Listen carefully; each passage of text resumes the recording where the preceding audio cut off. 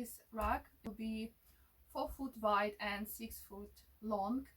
The wool I'm using is from local ship. I've got here Hebridean, Cheviot and blue textile I'm weaving. So all my fleeces behind me, all wool is unwashed. It was not treated anyhow. It was just sheared off the sheep, and as a form of fleece was given to me, or some I bought. So it is unwashed and processed wool. I'd like to talk about peg loom. There is a questions about what I use for the strings for the wrap. I've got two options. On this specifically one, I wanted gray macrame cord. This is a 3mm one.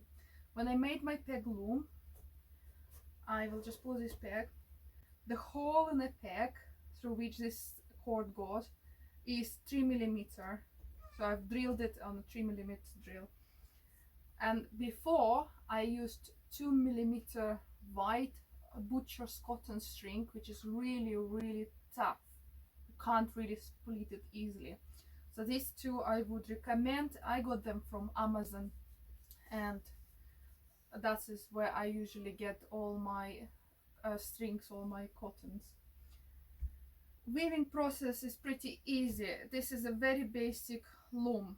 So the base, I've got here another one.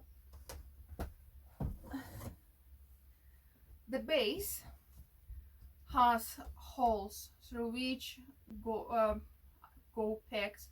Each peg has small hole as well. And as I weave, I spin in my hand yarn and goes back, forward in between. Each peg will have cotton going in and out, and when I woven enough that it is fills entire lot, all the pegs from bottom to the top, all I do, I just pull it, and then the cord goes through the weave. The wool slides down, and then I can weave more on the empty pegs. I will show you a little bit now. Just figure out where's my end. So this is my end. To join the end of the wool with a new batch, all I do, I take some, I remove any beads which I don't like, any like grass, seeds, twigs, branches, whatever stuck in, and then I stretch it a little bit in my hand. I overlap the previous part with the new one. I hold it between my fingers. I spin it, sort of thing, in the same direction all the time. In my case, this clockwise. And I join them together, and I spin that much that you can see the twist. So you can see that it became like a cord.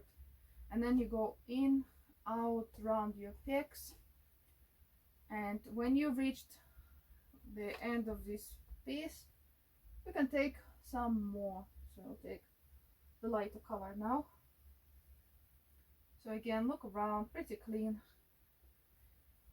Overlapped, yep, overlapped. Hold with my fingers, start twisting, spinning it in a very thick yarn.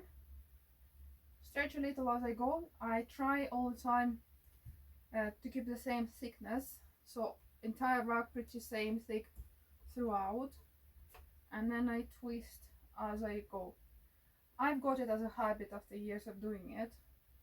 If you feel that it might be lumpy, it's fine. It's gonna blend in all together when it is washed out. It will not be as noticeable. So just practice, and that's it. Take your time. It's a really time-consuming process. I do big rugs, and the question I always get asked from me, how do you wash them? Well, with a difficulty, with a struggle, because big rugs you can't easily stick in the washing machine unless it is local laundromat, where you can take it on condition that it is in a duvet case and it is stitched, that whatever dirty beads, large dirty beads or yarn, not yarn, sorry, the wool, beads of wool come out, they still stuck inside of your duvet case. And laundromats are usually 50-kilo load, which is sufficient for the big size rug. So you must put your rug in a duvet case and stitch it inside, so the lanolin, the soil will be washed out and drained with the dirty water, but any bits, they will separate, but they will be caught inside in the corners of your cotton duvet case, and they will not break the laundromat, so this big washing machine. Another option, you can have a bathtub filled with very hot water, set it up outside, pour in a bottle of fairy liquid and put your rug in. So it has to be hot water. I've got hot water tap outside, so it makes my life easier. You can just run hose from the house if it is. If you don't have this opportunity, just use your bath, just normal bath. And again, you will need to make sure that you have little sieve going into the drain of your bath. So when you're draining water, any beads which separated will be caught, and you don't block your pipes, your sewer pipes, draining pipe. It can be fixed if it is blocked, but it is additional hassle, which why would you need it? So I've got outside big wheelbarrow, like a plastic deep wheelbarrow, which I can fill up and change the water as many times as I need, and that's how I will wash this one to show you when I finish this rug. So just do this way, but it has to be hot water to dissolve lanolin, and of course you're going through a lot of detergent, in my case it will be fairy liquid, to make sure that it is all done well. If you are doing small rug seat pads, which you can load in your washing machine at home, it is again much easier, but you will need to put them in a pillowcase, wash on 60 degrees temperature. It has to be very compact rug. It has to be woven closely, that there is no any gaps, that you're really using capacity of your length of the strings of this cotton warp, that there is no any holes left, otherwise your rug will felt inside of the washing machine. So when I weave my rugs, you can't get finger through it, you can't stick a finger between rows, because it's all so tightly woven, and I squish it as much as I can wool. That is very tight rugs. They don't shrink, they don't felt, and they don't fall apart when it is woven very nicely and tightly. So as you're weaving, I don't know if you can see it, I'll just move it here. So I finished this end, this length, and then I go around the last back and I do the same thing back and forward all over. So I do change wool when I do this last row. I will change it onto black because I follow certain pattern. But yes, I got this length to do still with light brown, sorry, light gray, what I'm saying. Combining different colors, you will achieve any pattern you want, and you can do stripes, or you can do one length white, then full length, like to the middle, then full length black, then another white a little longer, and do all sorts of geometry, all triangles, circles, whatever you want, by just changing the color of wool as you go. So it's pretty straightforward, ancient way of weaving. And yeah, just keep removing bits and bobs, because some fleeces are more not dirty, the dirty pretty much the same, but contaminated with vegetation, with vegetable matter.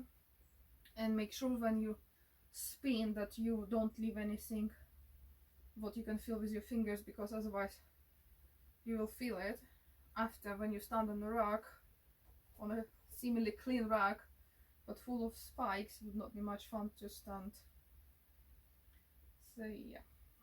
Drying wise, small rugs can be dried in tumble dryer. That's what I do here on the farm.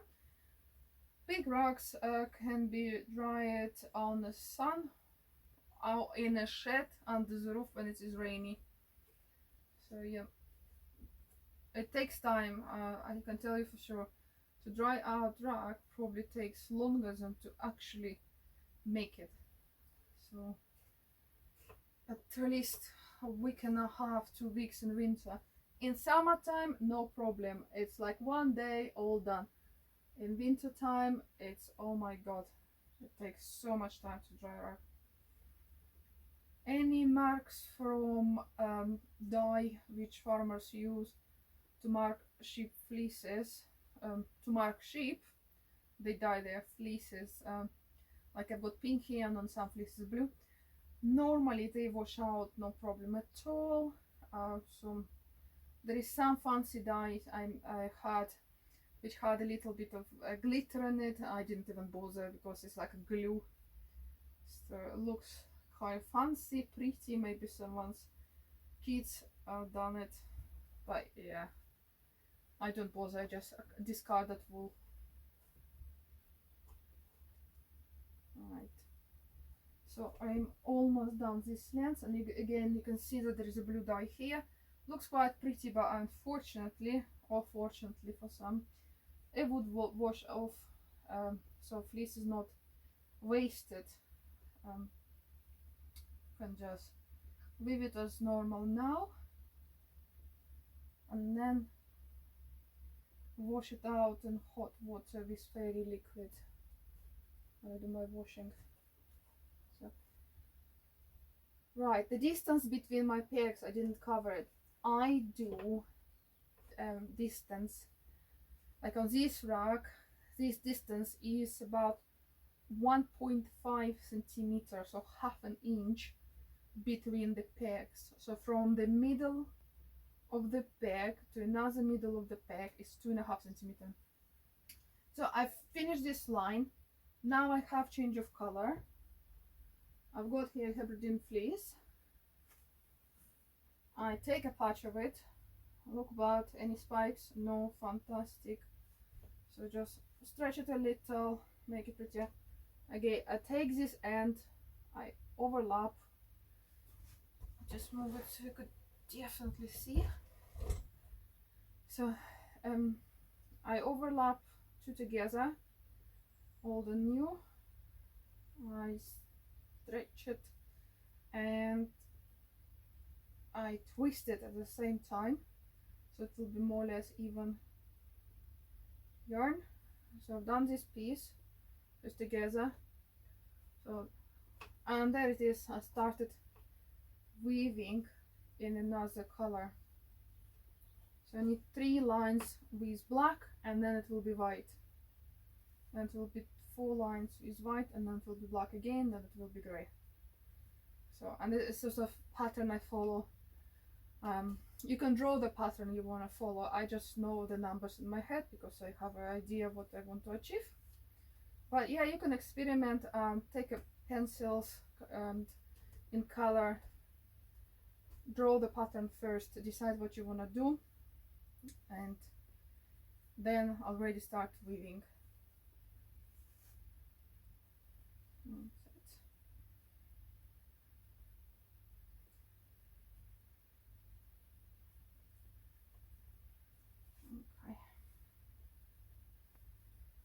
So I'll finish my video on this point. If you have any questions, please comment below and let me know what you think and the questions if you have any.